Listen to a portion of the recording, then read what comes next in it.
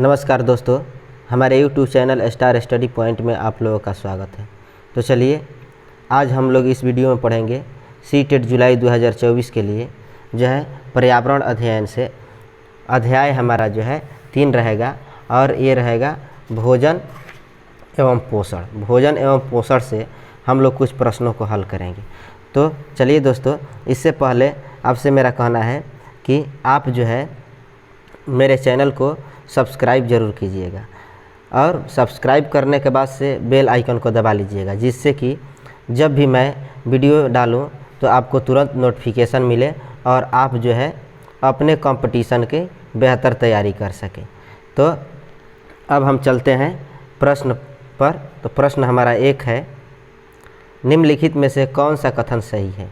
Option 1, खाद्य पदार्थ से जीवों को ऊर्जा प्राप्त नहीं होती। 2 है, भोजन से प्राप्त ऊर्जा शारीरिक क्रिया के लिए उपयोगी होती है। 3 है, पादप उत्पाद खाद्य पदार्थों का एकमात्र स्रोत है। 4 है, मनुष्य अपनी ऊर्जा का उपयोग सांस लेने व चलने में नहीं करता है। तो क्या हो जाएगा इस प्रश्न का उत्तर? तो हमारे इस प्रश्न का उत्तर हो जाएगा ऑप्शन 2। ठीक है, भोजन से प्राप्त ऊर्जा शारीरिक क्रिया के लिए उपयोगी होती है। अब है अगला प्रश्न, निम्न में से कौन जो है सुमेलित नहीं है? तो 1 है फल में काजू, 2 सब्जी में बैगन, 3 अनाज में सोया और 4 है मसाला में सोंठ। तो बताना है कौन इसमें जो है सुमेलित नहीं है। तो हमारा जो है अनाज दिया है सोया, ये जो है सोया जो है अनाज नहीं है। तो इस तरह से हमारा ऑप्शन 3 हो जाएगा। अगला प्रश्न है, निम्न कथनों पर विचार कीजिए। ये है, जंतुओं से प्राप्त होने वाले उत्पादों में मांस, मछली और अंडे प्रमुख है। बी है, दूध हमें गाय, भैंस, बकरी व शुतुरमुर्ग से प्राप्त होता है। उपयुक्त में से कौन सही है? तो यहाँ देखिए जो है दूध हमें गाय से, भैंस से, बकरी से मिलता है, लेकिन शुतुरमुर्ग से नहीं मिलता है। तो इस तरह से हम देखते हैं। तो हमारा जो है ऑप्शन ए इस प्रश्न का उत्तर होगा। ठीक है, अगला प्रश्न है, निम्नलिखित को सुमेलित कीजिए। तो देखिए यहाँ दिया है पौधे, जंतु, बीज, सी में है तने, पत्ती, डी में है पत्तियाँ। अब 1 में है चाय, 2 में है साग, 3 में है कॉफ़ी या दाल और 4 में है तेल या घी। अब इसे मिलान करना है। तो कैसे मिलाएंगे? अब देखिए पौधे या जंतु हमारा कहाँ जाएगा? ऑप्शन जो है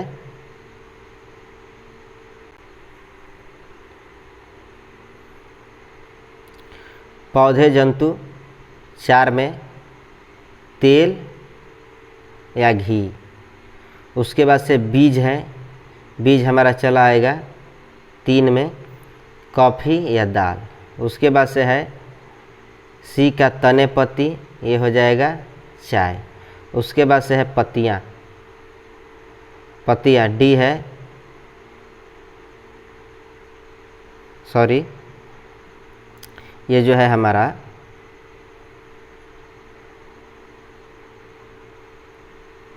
पौधे, जंतु हमारा चल जाएगा 4 में, बीज चला जाएगा हमारा जो है 3 में और तने, पत्ती चला जाएगा 2 में। उसके बाद से चाय हो जाएगा पत्तियाँ।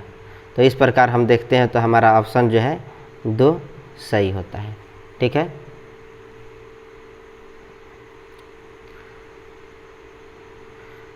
अगला प्रश्न है, पोषक तत्व शरीर के लिए कैसे उपयोगी होते हैं?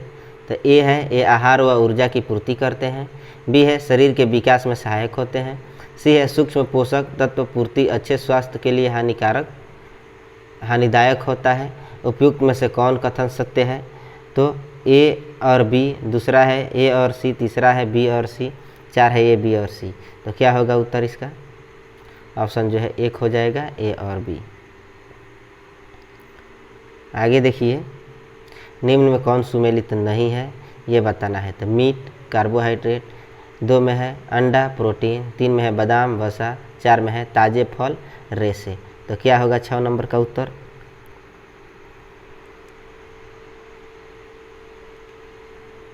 Option 1 meet carbohydrate. अगला प्रश्न है, निम्नलिखित में से किस वर्ग में प्रोटीन की प्रचुरता है? 1 है दूध, आम, गाजर, 2 है अंडा, मटर, मछली, 3 है सोयाबीन, चना, मक्का, 4 है सेब, दही, मांस। तो क्या होगा इस प्रश्न का उत्तर? ऑप्शन जो है 4 हो जाएगा, सेब, दही, मांस। ठीक है।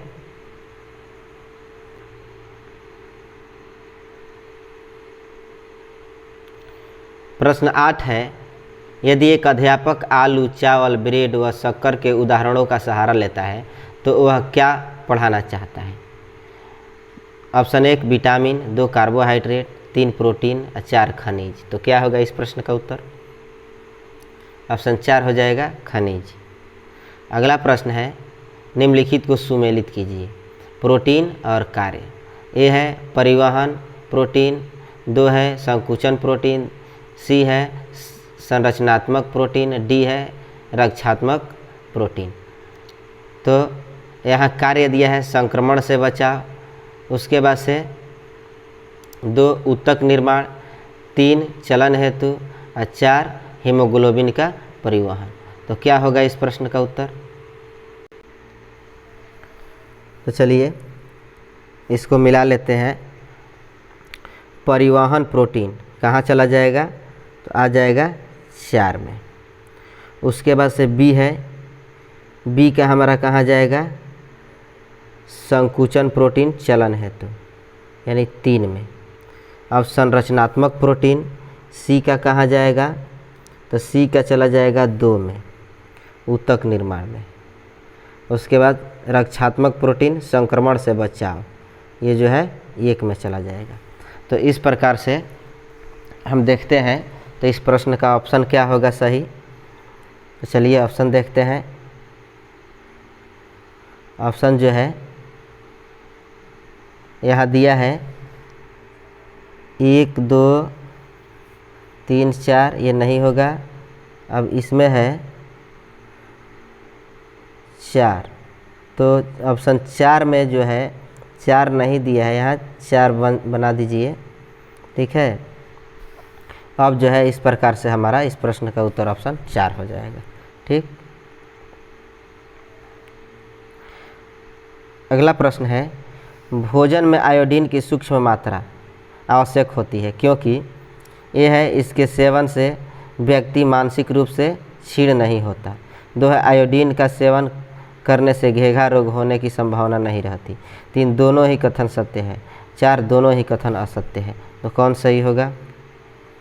ऑप्शन जो है 1 हो जाएगा, इसके सेवन से व्यक्ति मानसिक रूप से क्षीण नहीं होता।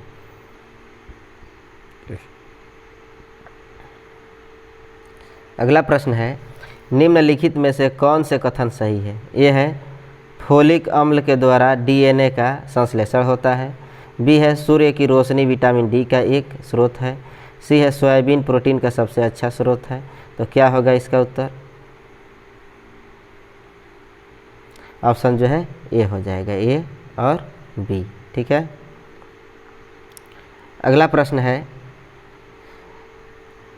मानव शरीर में त्वचा तल के नीचे विद्यमान वसा निम्नलिखित में से किसके विरुद्ध अवरोधक का काम करती है? तो 1 है शरीर के लवणों का क्षय, 2 है शरीर की ऊष्मा का क्षय, 3 है वातावरण से हानिकारक सूक्ष्म जीवों का प्रवेश आवश्यक, 4 है आवश्यक शरीर द्रव्यों का क्षय। तो क्या होगा उत्तर इसका?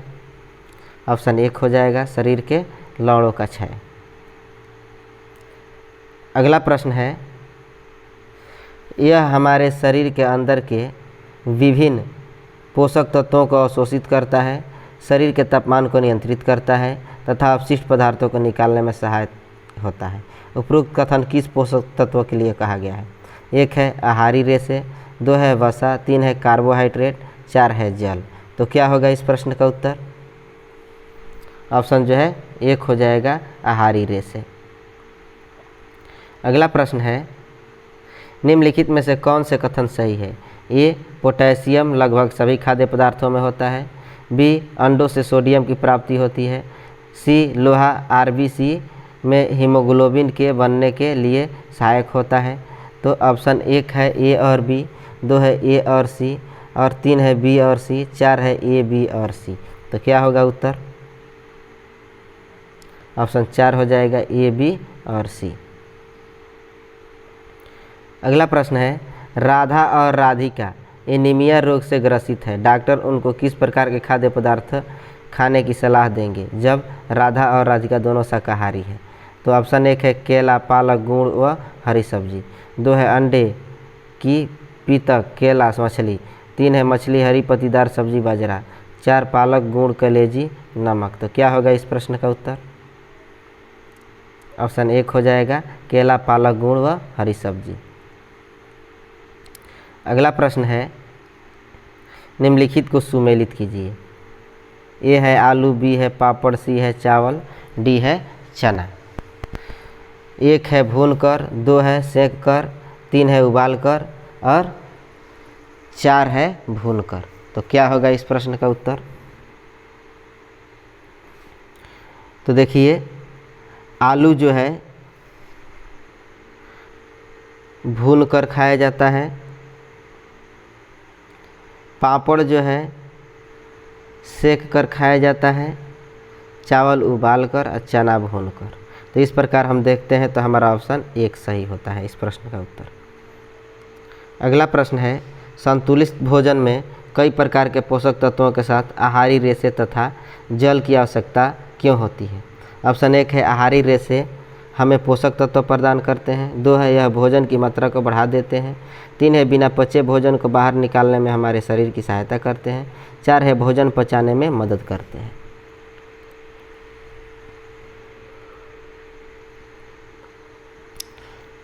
ऑप्शन 2, यह भोजन की मात्रा को बढ़ा देते हैं। अगला प्रश्न है, संतुलित आहार से संबंधित कौन सा सही सुमेलित नहीं है? तो ये निगेटिव है।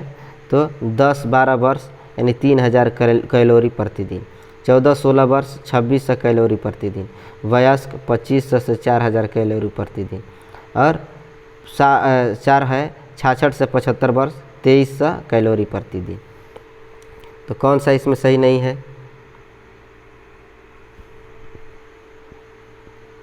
ऑप्शन 2, 14-16 वर्ष 2600 कैलोरी प्रतिदिन। अगला प्रश्न है, संतुलित भोजन में वसा की उपयुक्त मात्रा का सेवन करना आवश्यक होता है क्योंकि यह ऑप्शन 1 ऊर्जा का उत्पादन करने में सहायक होती है, 2 कोशिका झिल्ली की संरचना में मुख्य भूमिका निभाती है, 3 ऊर्जा संचित करती है, 4 उपरोक्त सभी। तो क्या होगा इस प्रश्न का उत्तर?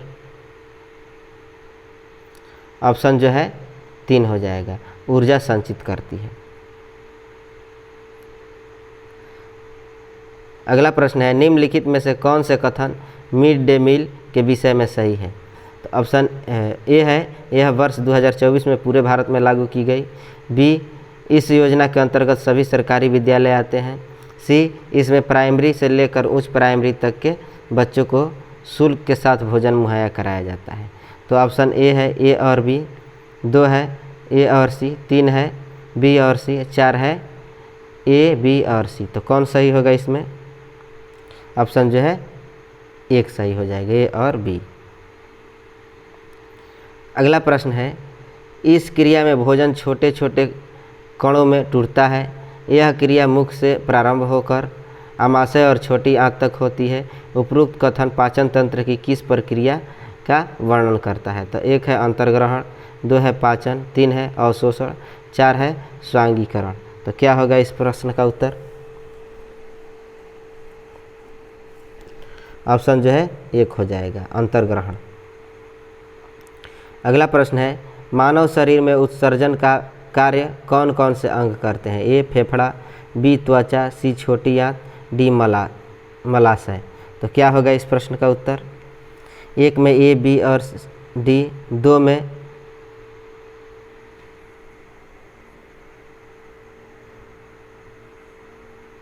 तीन है बी, सी और डी, और 4 है ऑप्शन जो है मिटा हुआ है।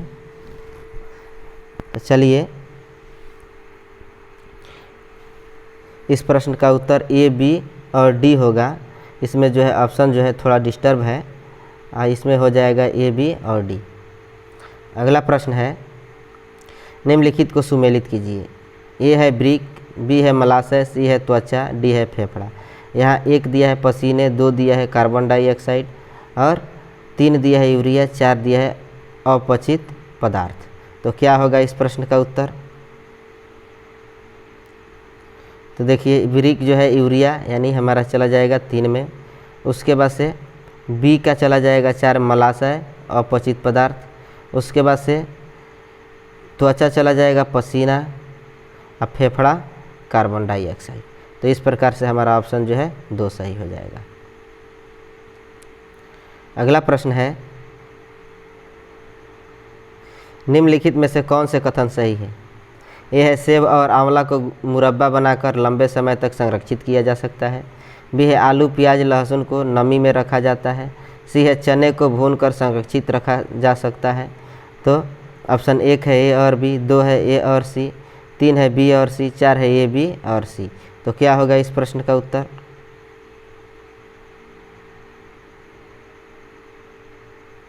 ऑप्शन जो है 2 हो जाएगा, ए और सी।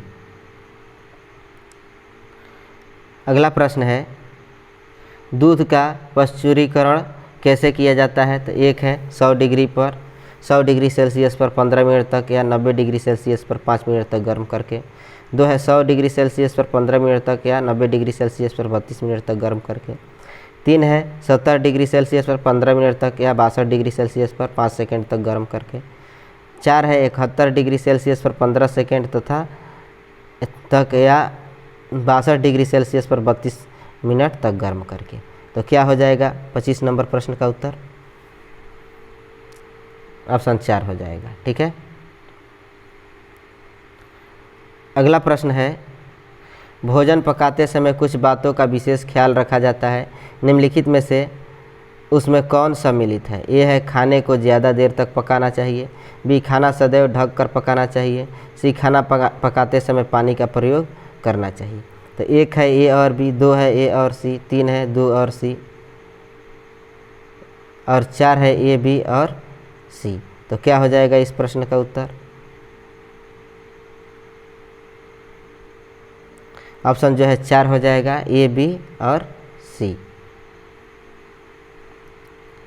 अगला प्रश्न है, निम्नलिखित में से कौन सुमेलित नहीं है? तो यहाँ कौन सुमेलित नहीं है बताना है। राज्य और व्यंजन। तो महाराष्ट्र में सागपुरी, राजस्थान में मलाई घेवर, झारखंड में मसूर टेंगा मछली, उसके बाद से त्रिपुरा में बेरमा मछली। तो क्या हो जाएगा इस प्रश्न का उत्तर? ऑप्शन जो है 3 हो जाएगा, झारखंड मसूर टेंगा मछली जो है यही सुमेलित नहीं है। अगला प्रश्न है, एक परिवार के 2 सदस्य गौरव और गुड़िया क्रमशः वर्णधाता और हीमोग्लोबिन से प्रभावित है। इस प्रकार की बीमारियां किस प्रकार की होती है? ए है जन्मजात, 2 है उपार्जित। तो 1 है ऑप्शन 1 केवल ए, 2 केवल बी और 3 है ए और बी दोनों, 4 है न तो ए और न ही बी। तो ऑप्शन 3 हो जाएगा, ए बी दोनों।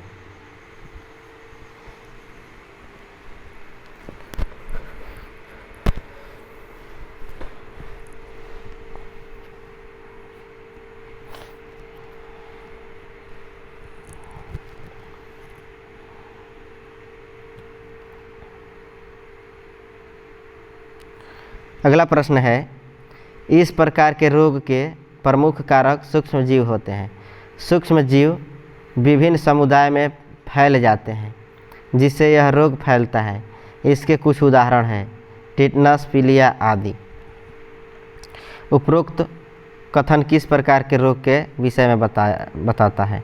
तो 1 है जन्मजात, 2 है उपार्जित, 3 है संक्रामक और 4 है असंक्रामक। तो क्या हो जाएगा इस प्रश्न का उत्तर? ऑप्शन जो है 2 हो जाएगा। ठीक है, उपार्जित।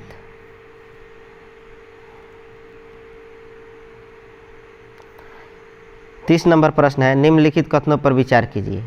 ए, टीबी की रोकथाम के लिए बीसीजी का टीका लगाया जाता है। बी, पोलियो दूषित जल एवं भोजन से फैलता है। सी, भारत से पोलियो और चेचक का उन्मूलन हो चुका है। तो उपरोक्त में से कौन कथन सत्य है? 1 है ए और बी, 2 है ए और सी, 3 है बी और सी, 4 है ए बी और सी। तो कौन सही होगा इस प्रश्न का उत्तर? ऑप्शन जो है 3 हो जाएगा, बी और सी। ठीक है,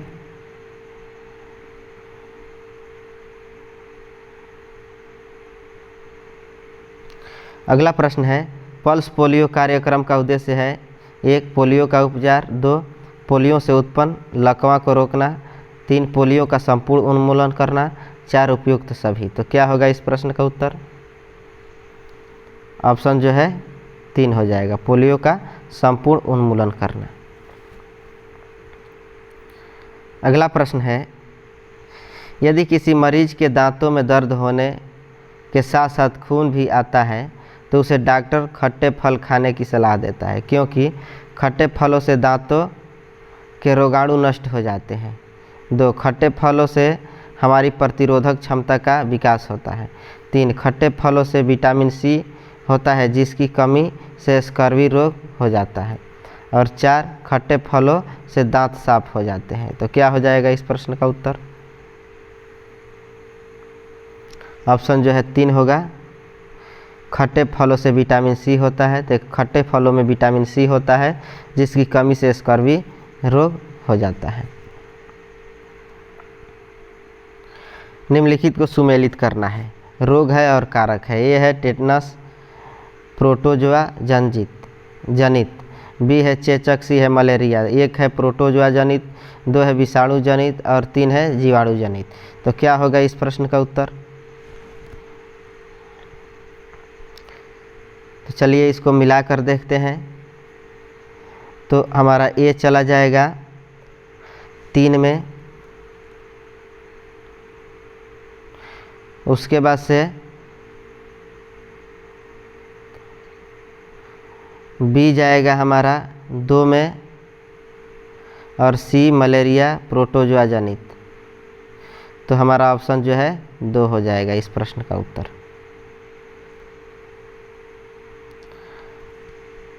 अगला प्रश्न है, विटामिन B1 की कमी से होने वाले रोग बेरी का प्रमुख लक्षण क्या है? 1 है अंधेरे में कम दिखाई देना, बी 2 है बच्चों की मानसिक विकलांगता, 3 है अस्थियों का मुलायम होकर मुड़ जाना, 4 है घाव भरने में अधिक समय लगना। तो क्या होगा इस प्रश्न का उत्तर? ऑप्शन 3 होगा, अस्थियों का मुलायम होकर मुड़ जाना। अगला प्रश्न है, सोनू रतौंधी पाचक नाल में संक्रमण और नेत्र में संक्रमण जैसे रोगों से ग्रसित है। इस प्रकार के कौन सी खाद्य सामग्री उनको रोगों से निजात में लाभकारी होगी, बताइए। तो ए है मछली का यकृत, बी है गाजर, सी है हरी पत्ती वाली सब्जी, डी है मांस। तो ऑप्शन 1 है ए, बी और डी, 2 है ए, सी और डी, 3 है बी, सी और डी, 4 है ए, बी और सी। तो उत्तर हो जाएगा क्या? ऑप्शन 4 ए, बी और सी।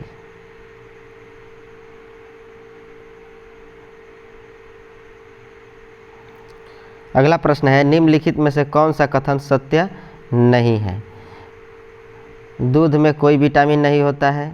2 है विटामिन ए के अभाव के कारण वश त्वचा शुष्क तथा सल्की हो जाती है। 3 है जोड़ों में पीड़ा होना स्कर्वी के लक्षणों में से एक है। 4 है विटामिन B1 के अभाव के कारण हृदयघात हो सकता है। तो क्या हो जाएगा इस प्रश्न का उत्तर? ऑप्शन जो है 3 हो जाएगा, जोड़ों में पीड़ा होना स्कर्वी के लक्षणों में से एक है। ठीक, अगला प्रश्न है,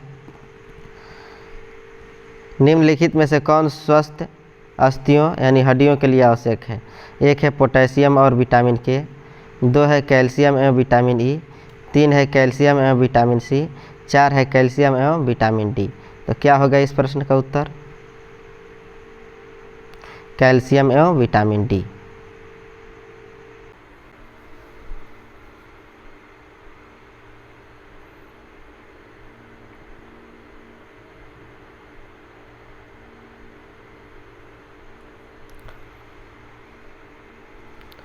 प्रश्न 38 है, लौह अयस्क है।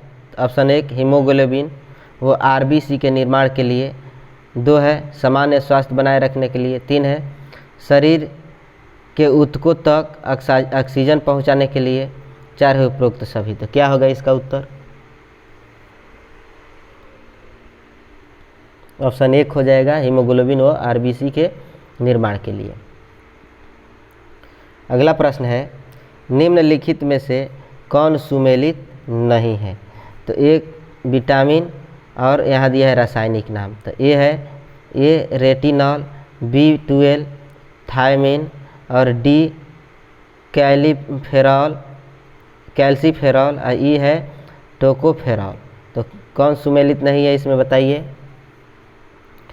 ऑप्शन जो है 2 सुमेलित नहीं है, B12 थायमिन।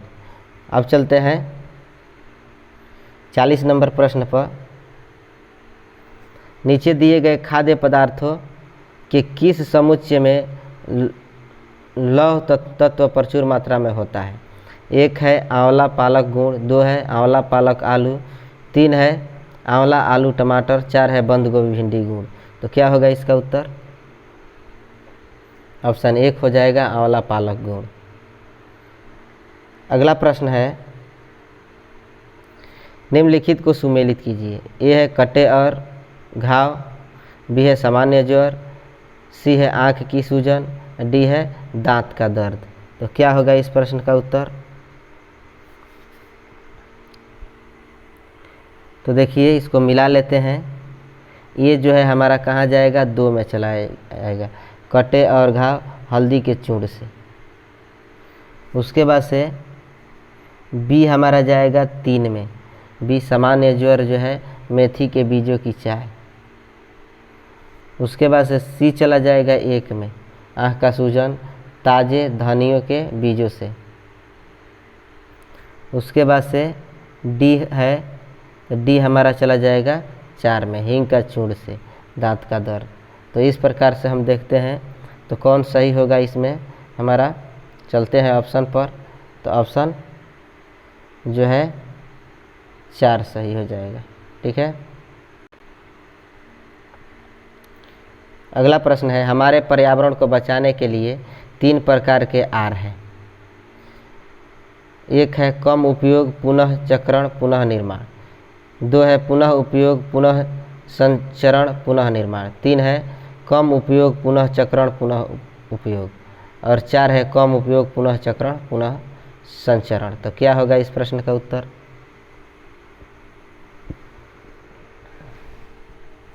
बयालीस के 3 हो जाएगा, कम उपयोग पुनः चक्रण पुनः उपयोग। अगला प्रश्न है, सरकारी विद्यालयों में मिड डे मील योजना की शुरुआत किस वर्ष की गई? तो 1 है वर्ष 1999 में, 2 है वर्ष 2002 में, 3 है वर्ष 2004 में और 4 है वर्ष 2008 में। तो क्या होगा इस प्रश्न का उत्तर? ऑप्शन जो है 3 हो जाएगा, वर्ष 2004 में। अगला प्रश्न है, आरबीसी तथा विटामिन 12 के संश्लेषण में कौन महत्वपूर्ण भूमिका निभाता है? 1 है मैग्नीशियम, 2 है जस्ता, 3 है तांबा, 4 है कोबाल्ट। तो क्या होगा इस प्रश्न का उत्तर? Option 4 cobalt. अगला प्रश्न है, एक वयस्क को प्रतिदिन औसतन कितनी कैलोरी की आवश्यकता पड़ती है? तो 2000 से 2200 कैलोरी, दूसरा है 2200 से 2400 कैलोरी, तीसरा है 2400 से 2600 कैलोरी, 4 है 2500 से 4000 कैलोरी। तो क्या होगा उत्तर?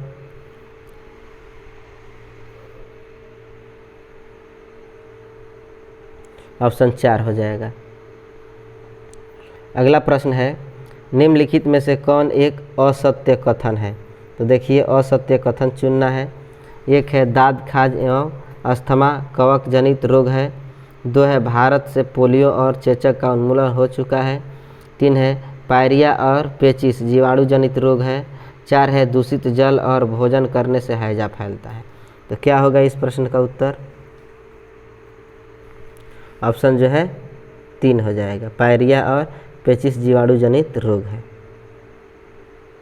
अगला प्रश्न, निम्नलिखित में से किस किस राज्य के लोगों द्वारा टेपियोका और नारियल का सेवन अधिक किया जाता है? 1 है गोवा, 2 है झारखंड, 3 है पश्चिम बंगाल और 4 है केरल।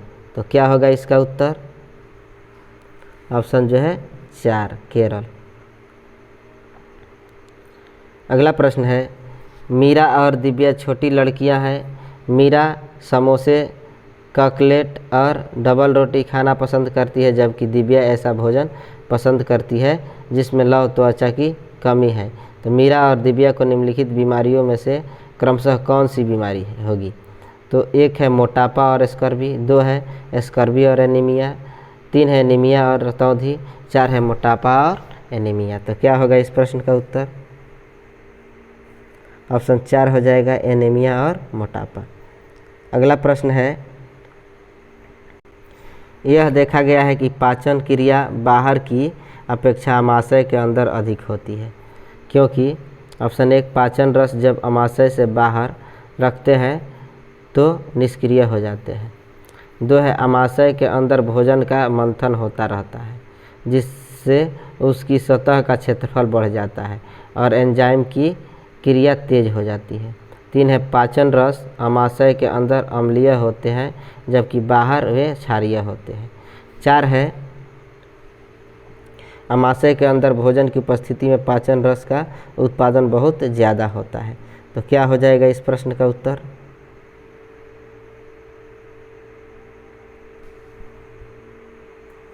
ऑप्शन जो है 2, ऑप्शन 2 होगा, अमाशय के अंदर भोजन का मंथन होता रहता है, जिससे उसकी सतह का क्षेत्रफल बढ़ जाता है और एंजाइम की क्रिया तेज हो जाती है। अगला प्रश्न है, रीना अपने घर का कूड़ा नीचे दर्शाए तरीके से 2 डेरियों में अलग अलग करती है। केले का छिलका, सब्जियों के छिलके, सूखी पत्तियां, अखबार। इसमें जैम की बोतल, सॉस की बोतल, उपयोग में लाई गई टूथपेस्ट ट्यूब, प्लास्टिक के खिलौने। तो अब जो है रीना ने 2 डेढ़ियों में कूड़ा निम्न आधार पर अलग किया है। तो 1 है घरेलू कचरा, औद्योगिक कचरा, 2 है दुर्गंध है या दुर्गंध रहित है, 3 है अपघटित होने वाले, अपघटित नहीं होने वाले, और 4 है पुनः चक्रण किया जा सकता है, पुनः चक्रण नहीं किया जा सकता है। तो ऑप्शन जो है 3 हो जाएगा, अपघटित होने वाले या अपघटित ना होने वाले।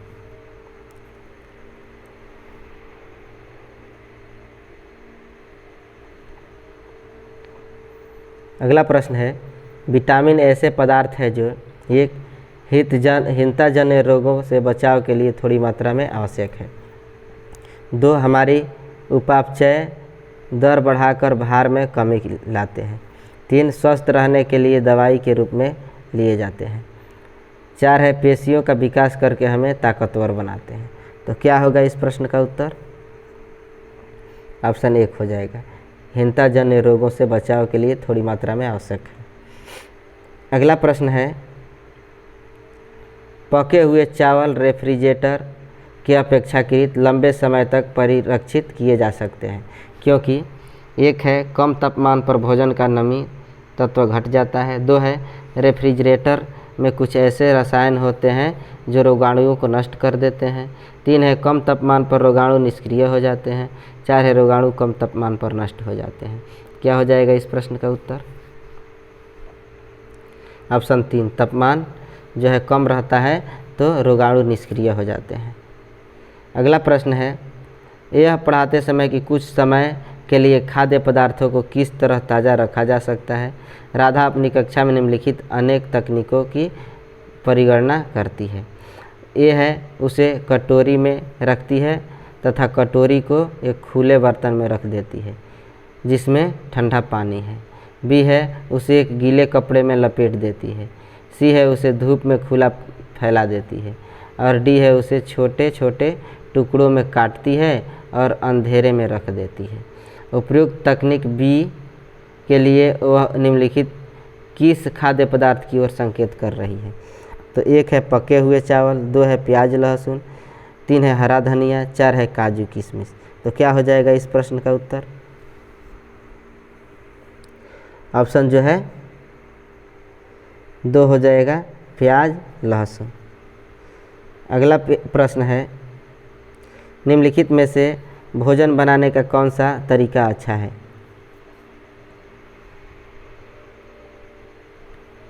सब्जियों को अच्छी तरह से धोना और फिर काटना। 2 है सब्जियों को काटना और तब उन्हें चलते पानी में धोना। 3 है सब्जियों को काटने और पकाने से पहले उन्हें कुछ समय के लिए धूप में रखना। 4 बैक्टीरिया नष्ट करने के लिए सब्जियों को गहरे तलते हुए पकाना। तो क्या होगा इस प्रश्न का उत्तर?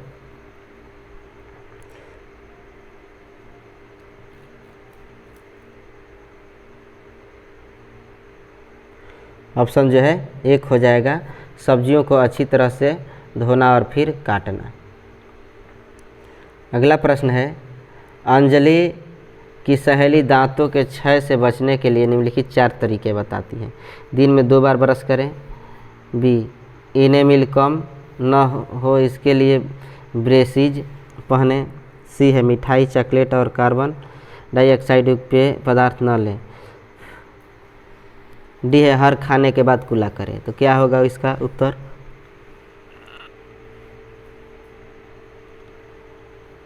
अंजलि को उपरोक्त तरीकों में से किसका अनुपालन करना चाहिए? ऑप्शन ए है बी, सी और डी। 2 है सी, डी और ए। 3 है डी, ए और बी। 4 है ए और सी। तो क्या होगा इस प्रश्न का उत्तर?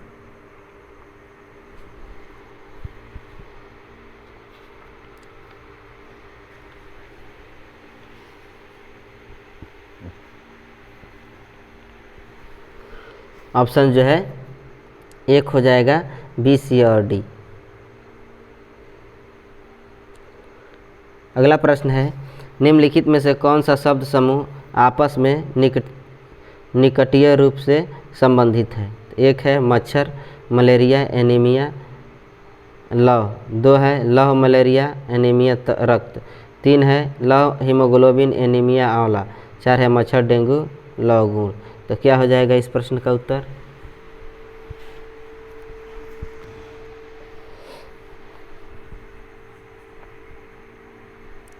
इस प्रश्न का उत्तर हो जाएगा ऑप्शन 2, लव, मलेरिया, एनीमिया, रक्त। अगला प्रश्न है, निम्नलिखित में से रोगों का वह समूह चुनिए जो मच्छरों से फैलता है। तो 1 है डेंगू, मलेरिया, चिकनगुनिया। 2 है मलेरिया, हैजा, मियादी बुखार। 3 है मलेरिया, डेंगू, हैजा। 4 है मलेरिया, चिकनगुनिया, मियादी बुखार। तो क्या होगा इस प्रश्न का उत्तर? ऑप्शन 1 हो जाएगा डेंगू, मलेरिया, चिकनगुनिया। अगला प्रश्न है, रजत ने अपने मित्र से कहा मैं नहीं खेल सकता क्योंकि मुझे बुखार है। मैं कपकपी, बुखार, सिर दर्द और अंत में पसीना आने के चक्कर से गुजरता हूँ। रक्त की जांच के बाद डॉक्टर ने मुझे एक कड़वी दवाई दी है। रजत किस रोग से पीड़ित हो सकता है? ऑप्शन ए है 1 है मलेरिया, 2 है मियादी बुखार, 3 है अतिसार, 4 है हैजा। क्या होगा इस प्रश्न का उत्तर? Option 1 malaria. अगला प्रश्न है, निदान के पश्चात कोई डॉक्टर रोगी से यह कहता है कि उसे खून में हीमोग्लोबिन की कमी है, तो उस रोगी को आयरन की कमी को पूरा करने के लिए क्या क्या खाना चाहिए? ऑप्शन 1 है आंवला, हरी पत्तेदार सब्जियां, गुड़। 2 है चावल, चीनी, आंवला। 3 है हरी पत्तेदार सब्जियां, गेहूं, संतरा। 4 है गुड़, नींबू, मटर। तो क्या होगा इसका उत्तर?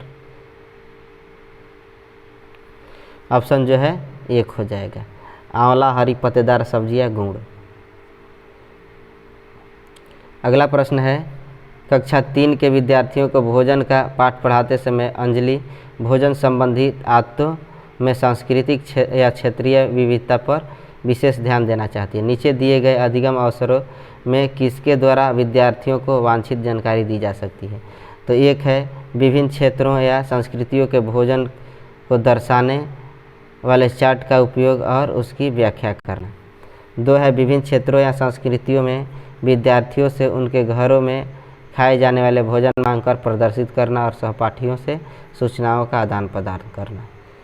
अगला है पाठ्य पुस्तक में विभिन्न प्रकार के भोजनों के विषय में दी गई जानकारी की और विस्तृत व्याख्या करना। 4 है किसी बाहरी भोजन बनाने वाली व्यावसायिक एजेंसी को आग्रह करके विभिन्न क्षेत्रों या संस्कृतियों को भोजन का प्रदर्शन करना। तो क्या हो जाएगा इस प्रश्न का उत्तर?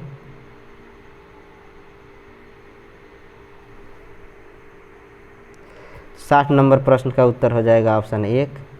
ठीक है, विभिन्न क्षेत्रों या संस्कृतियों के भोजन को दर्शाने वाले चार्ट का उपयोग और उनकी व्याख्या करना। ठीक है,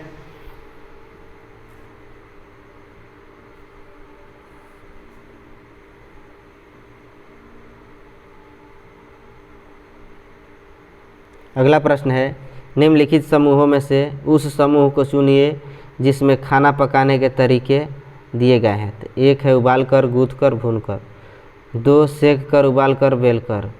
3 तल कर, भिगोकर, भूनकर। 4 सेक कर, तल कर, भूनकर। तो क्या होगा इसका उत्तर? ऑप्शन 1 हो जाएगा उबालकर, गूंथकर, भूनकर। अगला प्रश्न है हमारे देश के नीचे दिए गए किस भाग में खाने की चीज़ें जैसे टैपियोका और नारियल को लोग अपने घर के आंगन में ही उगाते हैं और उन्हें इनसे बने खाने का स्वाद बहुत अच्छा लगता है। 1 है आंध्र प्रदेश, 2 है असम, 3 है गोवा, 4 है केरल। तो क्या हो जाएगा इस प्रश्न का उत्तर? ऑप्शन जो है 4 हो जाएगा, केरल। अगला प्रश्न है कोई डॉक्टर एक मरीज को खाने के लिए कुछ दवाइयाँ लिखता है और साथ ही गुड़, आंवला और हरी पत्तेदार सब्जियाँ जरूर खाने का सुझाव देता है। यह मरीज जो है किस रोग से पीड़ित होना चाहिए? तो 1 है बुखार, 2 है मियादी बुखार, 3 है मलेरिया, 4 है एनीमिया। तो क्या होगा इस प्रश्न का उत्तर? ऑप्शन 4 हो जाएगा, एनीमिया। ठीक है, अगला प्रश्न है एक अध्यापक को कक्षा 4 के विद्यार्थियों को हमारे देश के भोजन की सांस्कृतिक विविधताएं पढ़ानी है। इस विषय को पढ़ाने के लिए सर्वोत्तम विधि निम्नलिखित में से क्या है? 1 है विभिन्न प्रकार की खाने की चीज़ों के चित्रों वाले फ्लैक्स कार्ड दिखाएं। 2 है अपने देश के विभिन्न राज्यों के विभिन्न लोगों द्वारा खाए जाने वाले विभिन्न भोजन के विषय में विद्यार्थियों को एक प्रोजेक्ट यानी परियोजना कार्य दें। और 3 है विद्यार्थियों से पूछे कि उन्होंने क्या खाया है, उसके बाद चर्चा करें। 4 है विद्यार्थियों से कहे कि वे अपने परिवार के भोजन के विषय में सूचना एकत्र करें। तो क्या हो जाएगा इस प्रश्न का उत्तर?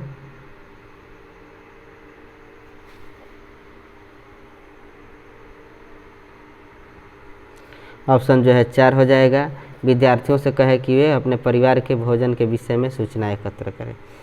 अगला प्रश्न है रीना आम पसंद करती है, वह इन्हें जाड़े के लिए संरक्षित करना चाहती है।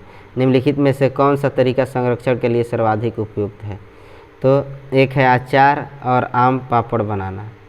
2 है जूस तैयार करना और वायुरोधी डिब्बे में संचित करना। 3 है प्लास्टिक के थैले में रखना। 4 है रेफ्रिजरेटर में संचित करना।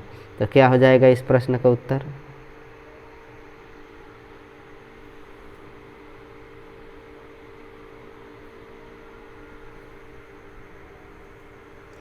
तो इस प्रश्न का उत्तर हो जाएगा ऑप्शन 4, रेफ्रिजरेटर में संचित करना।